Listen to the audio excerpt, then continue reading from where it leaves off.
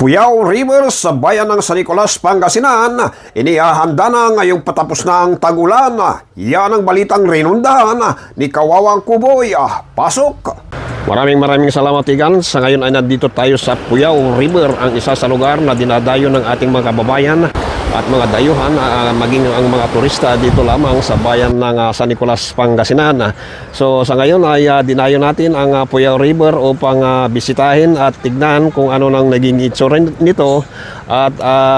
dahil papalapit na ang pagtatapos ng tag-ulan at nakikita natin ang paghahandang ginagawa ng LGU San Nicolas, ay inihahanda na itong daan papunta sa Puyao River, kung saan ang ilalim ng hanging bridge na ito ay hindi passable, hindi passable sa mga four wheels, kundi ang nakakadaan lamang dito ay mga motorsiklo, pedestrian at bike, dahil ang ilalim ng tulay na ito Igan ay rumaragasa ang napakalakas ng agos ng tubig pagsapit po ng kasagsagan ng tag-ulan. Inaasahan ni Igan ang muling pagdagsa ng libo-libo nating kababayan dito sa Puyao River, kung kaya naman ganun na lamang ang puspusang paghahanda ng pamahalang lokal ng San Nicolas, dahil ang Puyao River ay isa sa pinakatanyag na lugar dito sa lalawigan ng Pangasinan, na ultimong mga turista Igan ay nakakarating dito sa lugar na ito sapagkat ang tubig na umaagos sa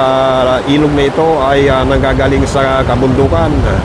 Nandito naman tayo ngayon Igan sa pangalawang hanging bridge, kung saan ay dito nakalagay yung napakaraming kubo sa panahon ng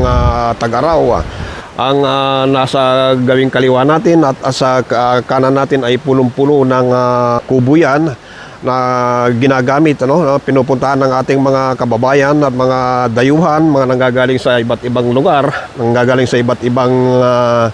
lalawigan. Pero ayon sa ating nakausap na lokal na residente ng Puyao, ay bago sumapit ang tag-ulan ay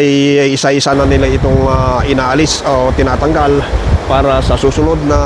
tag-araw Igan ay muling magamit ang mga materialis at muling magpatayo ng mga kubo dito sa Puyao River. Ayon pa rin sa ating nakausap Igan, ay pagsapit ng buwan ng December bago magkapaskuhan ay isa-isa nang nagpapatayong muli ang ating mga kababayang taga Puyao, at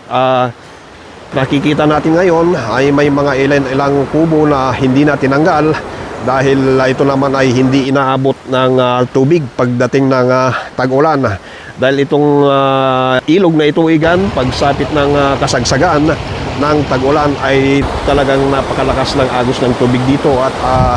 kung hindi nila tatanggalin ang kanilang mga kubo ay masasayang lamang ang kanilang mga pinagpagurang materyales, dahil siguradong maanod at maanod ito.